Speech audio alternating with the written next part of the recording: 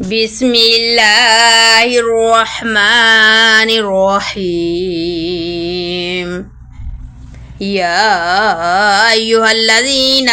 آمنوا أوفوا بالعقود أحلت لكم بهيمة الأنعام إلا ما يتلى عليكم غير محل الصيد وأنتم حرم إن الله يحكم ما يريد. يا أيها الذين آمنوا لا تحلوا شعائر الله ولا الشهر الحرام ولا الهدي ولا القلائد ولا آمين البيت الحرام يبتغون فضلا من ربهم ورضوانا. وإذا حللتم فاصطادوا ولا يجرمنكم شنآن قوم أن صدوكم عن المسجد الحرام أن تعتدوا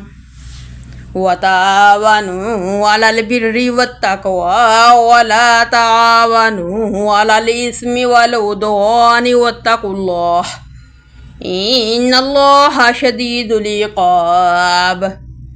حرمت عليكم الميتة والدم ولحم الخنزير وما أحل لغير الله به والمنخنقة والموقوذة والمتردية والنطيحة وما أكل السبوع إلا ما زكيتم وما ذبح على النصب وأن تستقسموا بالأزلام ذلكم فسق.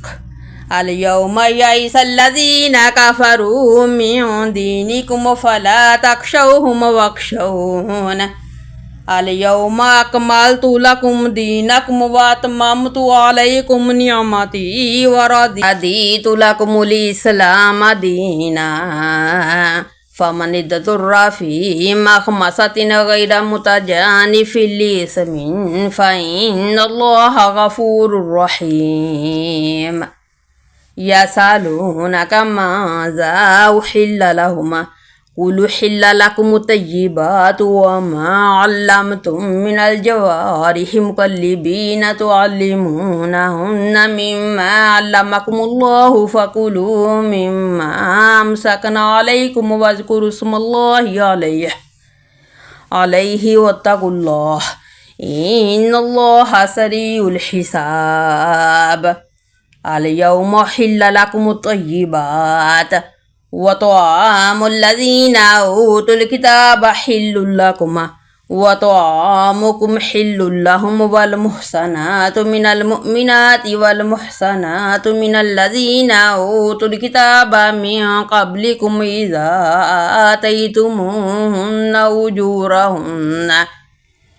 أجورهن محسنين غير مسافحين ولا متخذي أخدان ومن يكفر بالإيمان فقد حبط عمله وهو في الآخرة من الخاسرين.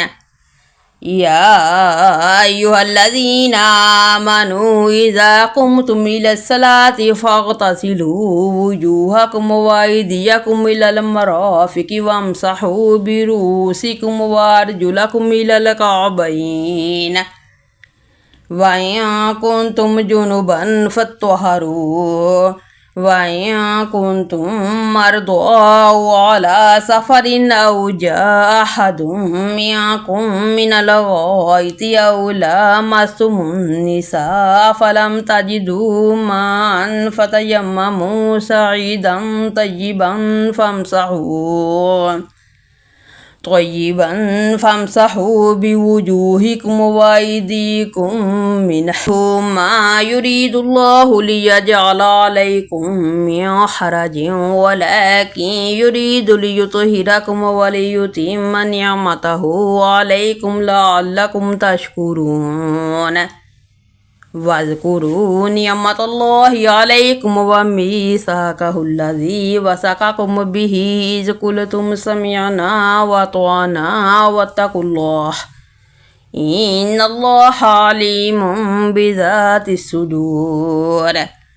يا أيها الذين آمنوا كونوا قوامين لله شهداء بالقسط ولا يجرمنكم شنآن قوم على ألا تعدلوا اعدلوا هو أقرب للتقوى واتقوا الله إن الله خبير بما تعملون وعد الله الذين آمنوا وعملوا الصالحات لهم مغفرة وأجر عظيم والذين كفروا وكذبوا بآياتنا أولئك أصحاب الجحيم يا أيها الذين آمنوا اذكروا نعمة الله عليكم إذا هم قوم أن يبسطوا إليكم أيديهم فكف أيديهم عنكم واتقوا الله وعلى الله فليتوكل المؤمنون ولقد أخذ الله ميثاق بني إسرائيل وبعثنا منهم 12 نقيبا وقال الله إني معكم لئن أقمتم الصلاة وآتيتم الزكاة وآمنتم برسلي وعزرتموهم وأقرضتم الله قرضا حسنا لأكفرن عنكم سيئاتكم ولأدخلنكم جنات تجري من تحتها الأنهار فمن كفر بعد ذلك منكم فقد ضل سواء السبيل فبما نقضهم ميثاقهم لعناهم وجعلنا قلوبهم قاسية يحرفون الكلم عن مواضعه ونسوا حظا مما ذكروا به ولا تزال تطلع على خائنة منهم إلا قليلا منهم فاعف عنهم واصفح إن الله يحب المحسنين ومن الذين قالوا إنا نصارى أخذنا ميثاقهم فنسوا حظا مما ذكروا به فأغرينا بينكم العداوة والبغضاء إلى يوم القيامة وسوف ينبئهم الله بما كانوا يصنعون يا أهل الكتاب قد جاءكم رسولنا يبين لكم كثيرا مما كنتم تخفون من الكتاب ويعفو عن كثير قد جاءكم من الله نور وكتاب مبين يهدي بالله من اتبع رضوانه سبل السلام ويخرجهم من الظلمات إلى النور بإذنه ويهديهم إلى صراط مستقيم لقد كفر الذين قالوا إن الله هو المسيح ابن مريم قل فمن يملك من الله شيئا إن أراد أن يهلك المسيح ابن مريم وأمه ومن في الأرض جميعا ولله ملك السماوات والأرض وما بينهما يخلق ما يشاء والله على كل شيء قدير وقالت اليهود والنصارى نحن أبناء الله وأحباؤه قل فلم يعذبكم بذنوبكم بل أنتم بشر ممن خلق يغفر لمن يشاء ويعذب من يشاء ولله ملك السماوات والأرض وما بينهما وإليه المصير يا أهل الكتاب قد جاءكم رسولنا يبين لكم على فترة من الرسل أن تقولوا ما جاءنا من بشير ولا نذير فقد جاءكم بشير ونذير والله على كل شيء قدير. وإذ قال موسى لقومه يا قوم اذكروا نعمة الله عليكم إذ جعل فيكم أنبياء وجعلكم ملوكا وآتاكم ما لم يؤت أحدا من العالمين. يا قوم ادخلوا الأرض المقدسة التي كتب الله لكم ولا ترتدوا على أدباركم فتنقلبوا خاسرين. قالوا يا موسى إن فيها قوما جبارين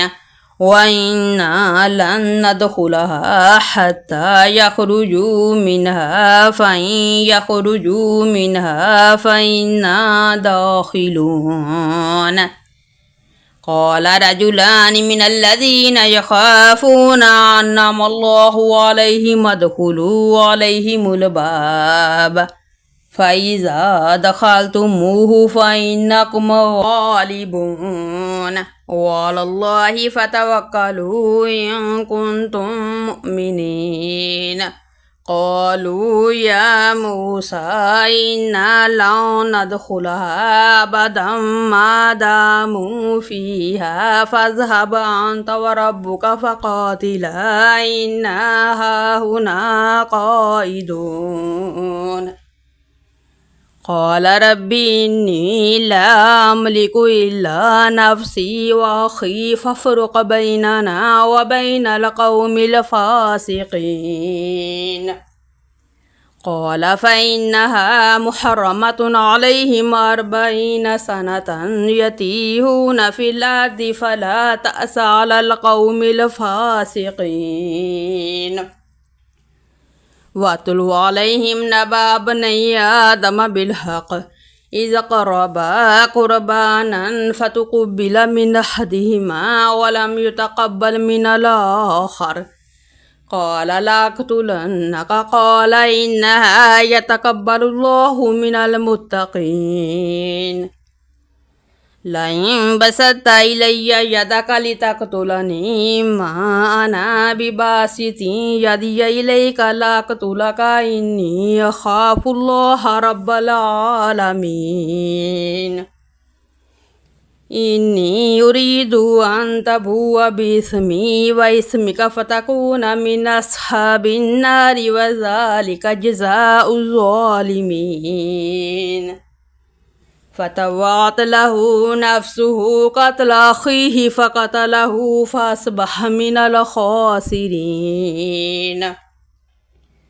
فبعث الله غرابا يبحث في الأرض ليريه كيف يواري سوءة أخيه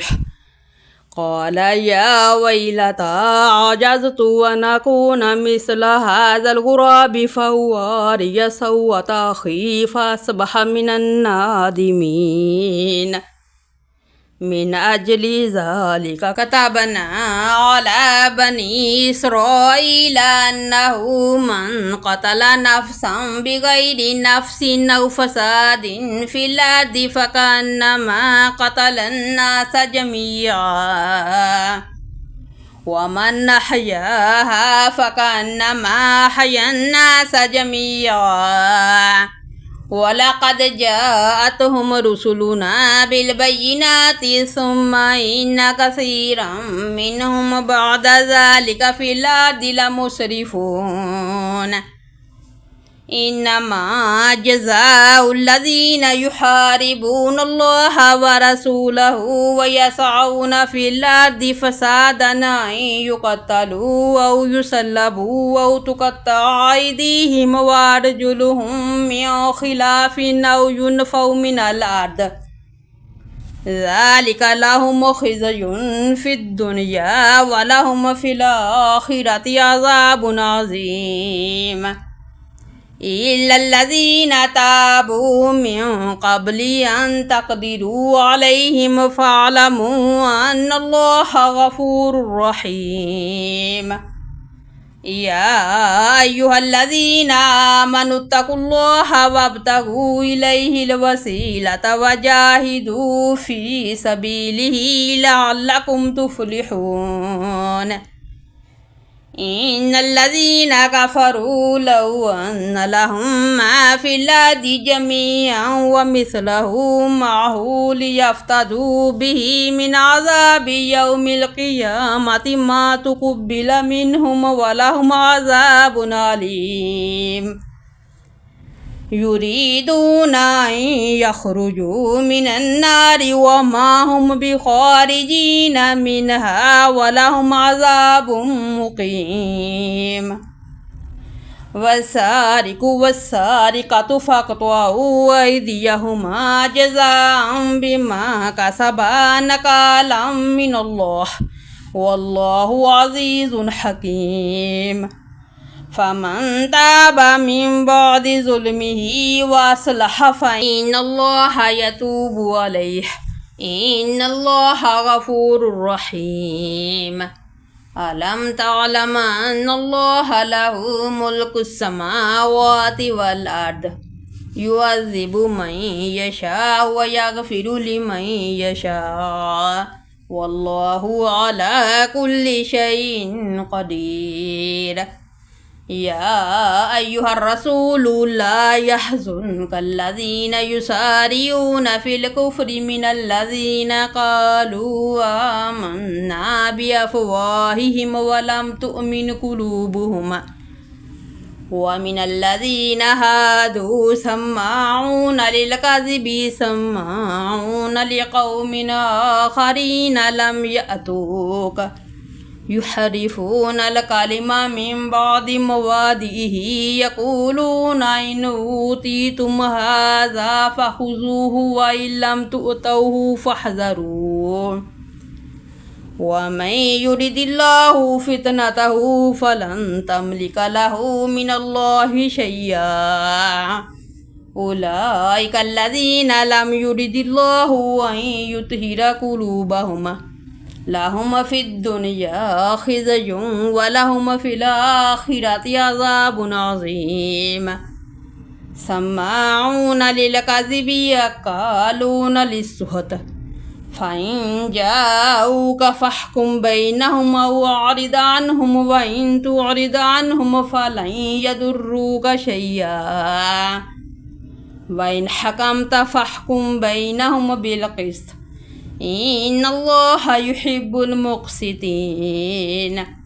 وكيف يحكمونك وعندهم التوراة فيها حكم الله ثم يتولون من بعد ذلك وما أولئك بالمؤمنين إنا أنزلنا التوراة فيها هدى ونور يحكم بها النبيون الذين أسلموا للذين هادوا وربانيون والأحبار بما استحفظوا من كتاب الله وكانوا عليه شهداء فلا تخشوا الناس واخشوني ولا تشتروا بآياتي ثمنا قليلا ومن لم يحكم بما أنزل الله فأولئك هم الكافرون وكتبنا عليهم فيها أن النفس بالنفس والعين بالعين والأنف بالأنف والأذن بالأذن والسن بالسن والجروح قصاص فمن تصدق به فهو كفارة الله ومن لم يحكم بما أنزل الله فأولئك هم الظالمون وقفينا على آثارهم بعيسى ابن مريم مصدقا لما بين يديه من التوراة وآتيناه الإنجيل فيه هدى ونور مصدقا لما بين يديه من التوراة وهدى وموعظة للمتقين وليحكم أهل الإنجيل بما أنزل الله فيه ومن لم يحكم بما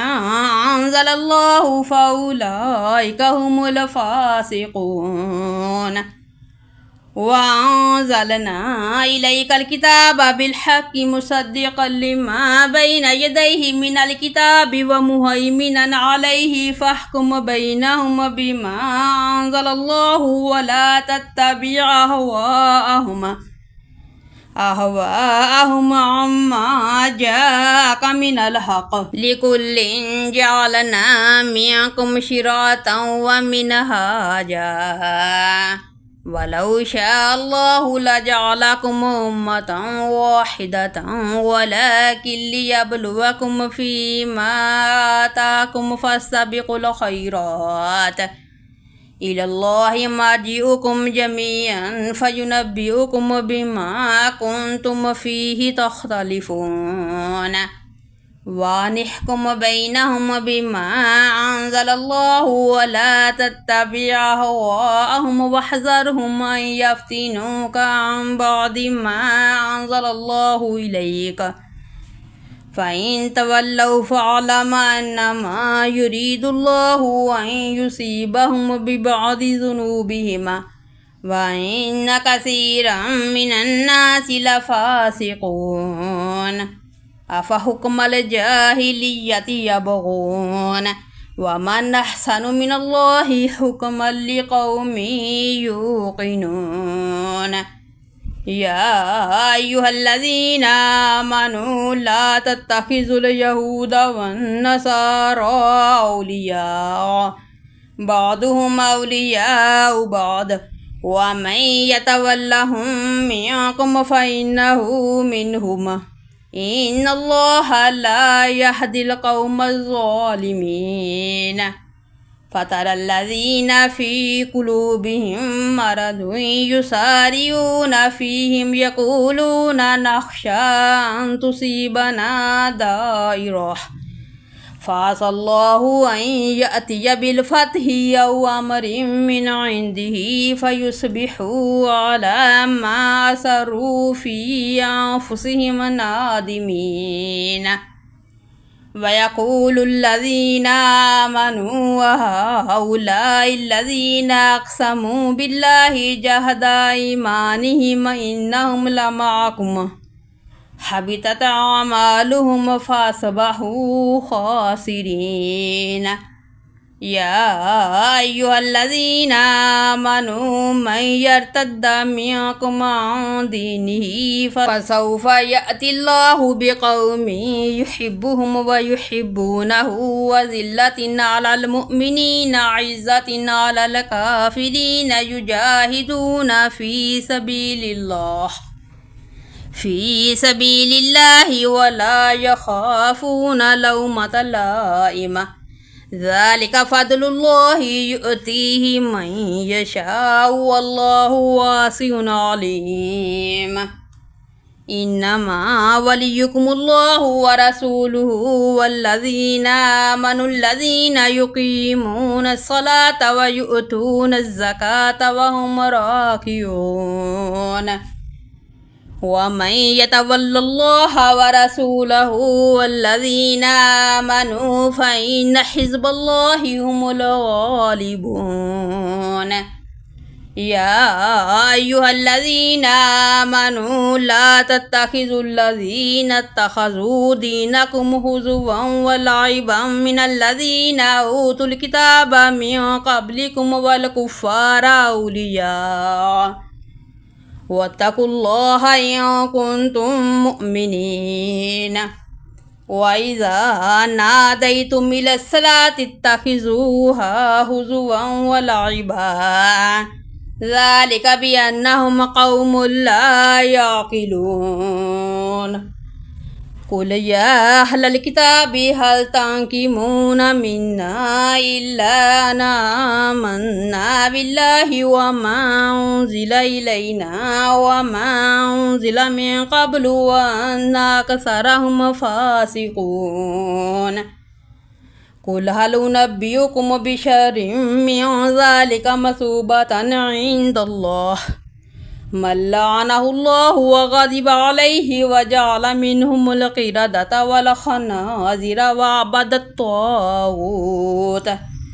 أولئك شر مكانا وأضل عن سواء السبيل وإذا جاءوكم قالوا آمنا وقد دخلوا بالكفر وهم قد خرجوا به والله أعلم بما كانوا يكتمون وترى كثيرا منهم يسارعون في الإثم والعدوان وأكلهم السحت لبئس ما كانوا يعملون لولا ينهاهم الربانيون والأحبار عن قولهم الإثم وأكلهم السحت لبئس ما كانوا يصنعون وقالت اليهود يد الله مغلولة غلت أيديهم ولعنوا بما قالوا بل يداه مبسوطتان ينفق كيف يشاء وليزيدن كثيرا منهم ما أنزل إليك من ربك طغيانا وكفرا وألقينا بينكم العداوة والبغضاء إلى يوم القيامة كلما أوقدوا نارا للحرب أطفأها الله ويسعون في الأرض فسادا والله لا يحب المفسدين ولو أن أهل الكتاب آمنوا واتقوا لكفرنا عنهم سيئاتهم ولأدخلناهم جنات النعيم ولو أنهم أقاموا التوراة والإنجيل وما أنزل إليهم من ربهم لأكلوا من فوقهم ومن تحت أرجلهم منهم أمة مقتصدة وكثير منهم ساء ما يعملون يا أيها الرسول بلغ ما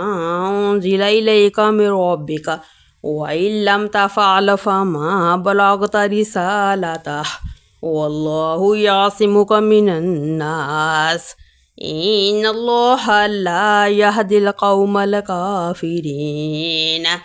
قل يا أهل الكتاب لستم على شيء حتى تقيموا التوراة والإنجيل وما أنزل إليكم من ربكم ولا يزيدن كثيرا منهم ما أنزل إليك من ربك طغيانا وكفرا فلا تأس على القوم الكافرين إن الذين آمنوا والذين هادوا والصابئون والنصارى من آمن بالله واليوم الآخر وعمل صالحا فلا خوف عليهم ولا هم يحزنون لقد أخذنا ميثاق بني إسرائيل وأرسلنا إليهم رسلا كلما جاءكم رسول بما لا تهوى أنفسهم فريقا كذبوا وفريقا يقتلون وحسبوا ألا تكون فتنة فعموا وصموا ثم تاب الله عليهم ثم عموا وصموا كثير منهم والله بصير بما يعملون لقد كفر الذين قالوا إن الله هو المسيح ابن مريم وقال المسيح يا بني إسرائيل اعبدوا الله ربي وربكم إنه من يشرك بالله فقد حرم الله عليه الجنة ومأواه النار وما للظالمين من أنصار لقد كفر الذين قالوا إن الله ثالث ثلاثة وما من إله إلا إله واحد وإن لم ينتهوا عما يقولون ليمسن الذين كفروا منهم عذاب أليم أفلا يتوبون إلى الله ويستغفرونه والله غفور رحيم ما المسيح ابن مريم إلا رسول قد خلت من قبله الرسل وأمه صديقة كانا يأكلان الطعام انظر كيف نبين لكم الآيات ثم انظر أنا يؤفكون قل تعبدون من دون الله ما لا يملك لكم ضرا ولا نفعا والله هو السميع العليم قل يا أهل الكتاب لا تغلوا في دينكم غير الحق ولا تتبعوا أهواء قوم قد ضلوا من قبل وضلوا كثيرا وضلوا عن سواء السبيل لعن الذين كفروا من بني إسرائيل على لسان داود وعيسى بن مريم ذلك بما عصوا وكانوا يعتدون كانوا لا يتناهون عن منكر فعلوه لبئس ما كانوا يفعلون ترى كثيرا منهم يتولون الذين كفروا لبئس ما قدمت لهم أنفسهم أن سخط الله عليهم وفي العذاب هم خالدون ولو كانوا يؤمنون بالله والنبي وما أنزل إليه ما اتخذوهم أولياء ولكن كثيرا منهم فاسقون لتجدن أشد الناس عداوة للذين آمنوا اليهود والذين أشركوا ولتجدن أقربهم مودة للذين آمنوا الذين قالوا إنا نصارى ذلك بأن منهم قسيسين ورهبانا وأنهم لا يستكبرون